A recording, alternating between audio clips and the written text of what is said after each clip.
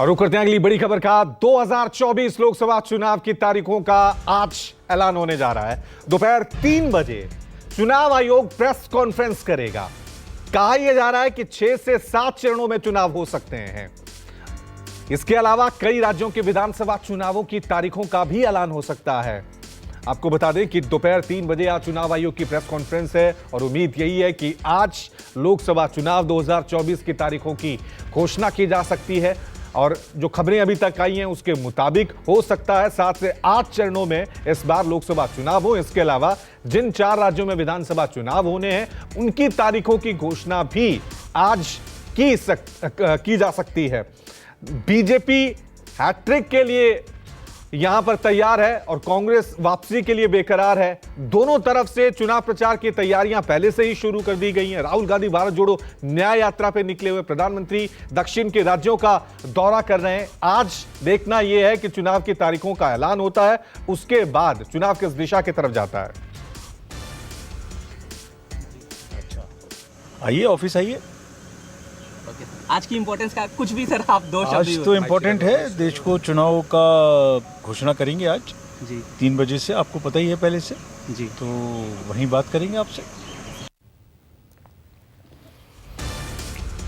तो चलिए इस खबर पे और ज्यादा जानकारी के लिए सीधा रुक करते हैं मेरे वरिष्ठ सहयोगी संजीव त्रिवेदी का। संजीव, चुनाव आयोग की लग रहा है पूरी तैयारी है। खुद मुख्य चुनाव आयुक्त कह रहे हैं कि आज तारीखों की घोषणा हम कर देंगे। क्या लग रहा है आपको, जब घोषणा होगी 7 से 8 चरणों में होंगे, क्या डिटेल अभी तक खबरें आपके पास?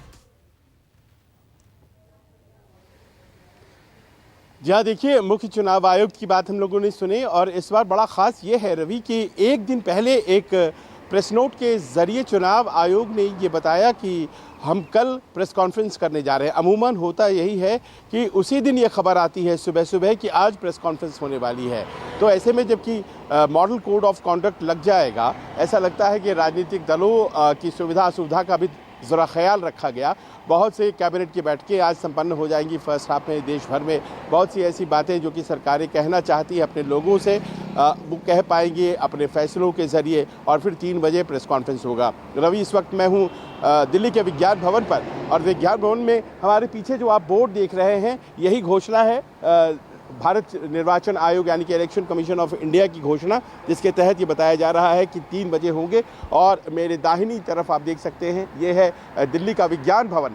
दिल्ली का विज्ञान भवन जहां विशेष तौर पर ये प्रेस कॉन्फ्रेंस बुलाई गई है। चुनाव आयोग में ये प्रेस कॉन्फ्रेंस न होकर के विज्ञान भवन में होने जा रहा है, जहां आप जानते हैं बड़े बड़े कॉन्फ्रेंसेस होते हैं। अब रही बात कि क्या शेड्यूल रहने वाला है, देखिए शेड्यूल के बारे में जैसा कि आपने बताया 7 चरणों के चुनाव पिछली दफ़ा हुए थे और कुछ उसी तरह के हालात इस बार भी रहने वाले हैं। ख़ासतौर पर बिहार, पश्चिम बंगाल और उत्तर प्रदेश में जो चुनाव होने हैं वो 7 चरणों में होंगे, ऐसा बताया जा रहा है। और चूँकि पिछली दफ़ा जो चुनाव की घोषणा थी वो 10 मार्च को हुई थी और इस बार 16 मार्च है आज की तारीख, तो 6 दिन विलम्ब से हो रहा है। तो पिछली दफ़ा 11 अप्रैल से लेकर के 19 मई तक चुनाव चला था। तो मानकर चलिए कि इस बार 16 या 17 मई से पहले चरण का मतदान होगा और अगर 7 चरणों में चुनाव होते हैं तो ये चुनाव जो है वो आपको 19 मई से बढ़कर के 25 मई के आसपास खत्म होता दिखाई पड़ेगा। मतगणना 23 मई को हुई थी, तो इस बार कुछ दिन उसमें भी जोड़ लीजिए, 27 या 28 मई को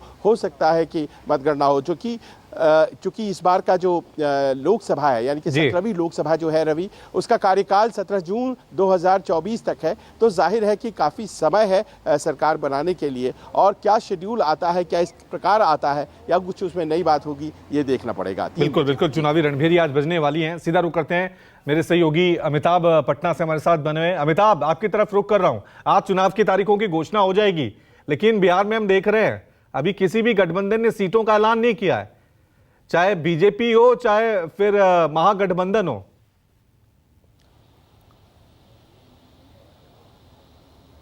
जी बिल्कुल, देखिए बिहार में प्रशासनिक तैयारियां तो हो चुकी हैं, लेकिन अगर हम राजनीतिक दलों की बात करें तो ना तो एनडीए और ना ही इंडिया, किसी भी गठबंधन ने अभी तक अपने प्रत्याशियों यहाँ तक कि जो उनकी सीटों की जो दावेदारी है, जो गठबंधन का जो स्वरूप है वो भी अभी तक क्लियर नहीं किया है और उम्मीद की जा रही है कि आने वाले 1-2 दिन में होगा।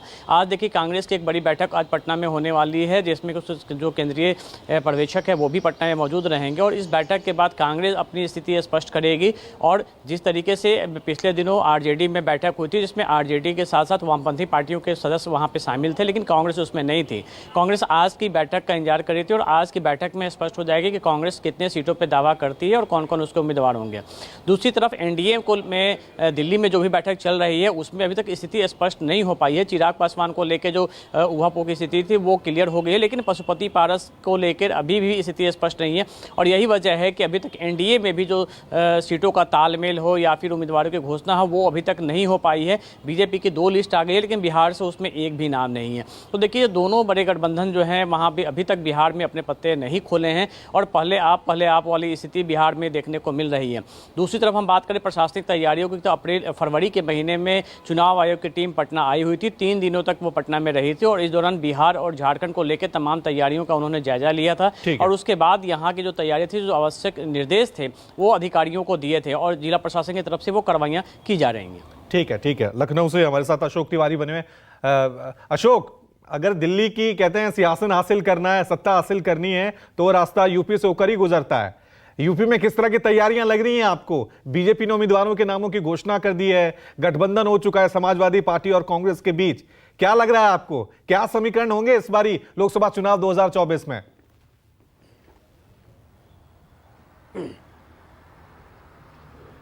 देखिए, दरअसल उत्तर प्रदेश, जो बात आपने कही कि दिल्ली की गद्दी का रास्ता उत्तर प्रदेश से होकर गुजरता है, इसमें कहीं भी कोई संशय की बात नहीं है। आप देखिए कि उत्तर प्रदेश में लोकसभा चुनाव की तैयारियां सबसे ज्यादा तेजी से देखी जा रही हैं। अगर आप बीजेपी की बात कीजिए तो खुद प्रधानमंत्री नरेंद्र मोदी उत्तर प्रदेश के कई जनपदों का दौरा लगातार वो कर रहे हैं। लगातार उनकी जनसभाएं, चाहे पश्चिम हो चाहे पूरब हो, लगातार उनकी जनसभाएं देखने को मिल रही हैं। उनके जो सहयोगी दल है वो भी लगातार, चूंकि सहयोगी दल और बीजेपी के बीच जो सीटों के बंटवारे की बातचीत थी वो भी लगभग फाइनल हो चुकी है। सुभाषपा को भी एक सीट दे दी गई है, निषाद पार्टी को भी सीट दे दी गई है। तो गठबंधन के सहयोगियों के साथ बीजेपी पूरी जोर शोर से उत्तर प्रदेश में जो 80 सीटें जीतने का संकल्प लेकर इस बार बीजेपी ने चुनावी अभियान की शुरुआत की है, उसी के तहत वो लगातार आगे भी बढ़ रहे हैं। तमाम सारे जो बीजेपी के बड़े नेता हैं वो लगातार अलग अलग जो जनपद है वहां पर संगठनात्मक बैठकें भी कर रहे हैं और लगातार जनसभाओं को भी संबोधित कर रहे हैं। दूसरी बात, जो इंडिया गठबंधन की बात अभी उठाई जा रही थी और ये कहा जा रहा था कि उनकी तरफ से क्या तैयारियां हैं, तो उत्तर प्रदेश में कांग्रेस और समाजवादी पार्टी के बीच गठबंधन तय हो चुका है।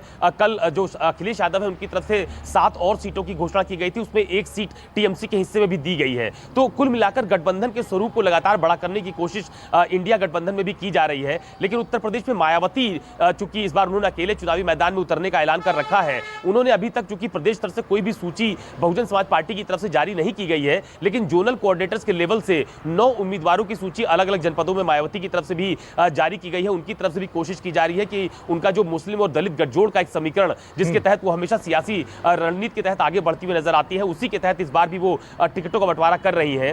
तो समाजवादी पार्टी, कांग्रेस भी एक साथ अभी कुछ आने वाले समय में आपको संयुक्त रैलियां दोनों की देखने को मिलेंगी। हालांकि अभी आपको ध्यान होगा कि जब पश्चिमी उत्तर प्रदेश में जब गठबंधन का ऐलान हुआ था समाजवादी पार्टी और कांग्रेस के बीच, तो उसके बाद राहुल गांधी और अखिलेश यादव ने ठीक है यूपी में समीकरण जो है सभी पार्टियां अपनी अपनी तरीके से बैठाने की कोशिश कर रही हैं। तैयारियां, चाहे बीजेपी हो, कांग्रेस हो, समाजवादी पार्टी हो, दोनों ने अपने चुनाव प्रचार जो है वो शुरू कर दिए तारीखों की घोषणा से पहले ही। सीधा रुख करते हैं मुंबई का, जहां मेरे सहयोगी विनोद जगदाले हमारे साथ बने। विनोद, आपकी तरफ मैं रुख कर रहा हूं, और महाराष्ट्र में तो लड़ाई असली नकली की ज्यादा है, लोकसभा चुनाव से ज्यादा लड़ाई असली नकली की है कि असली शिवसेना कौन है, असली एनसीपी कौन है। इस बार साफ हो जाएगा ना कि लोग किसे असली शिवसेना मानते हैं, असली एनसीपी। लोकसभा चुनाव 2024 को लेकर क्या कह रहे हैं महाराष्ट्र के समीकरण?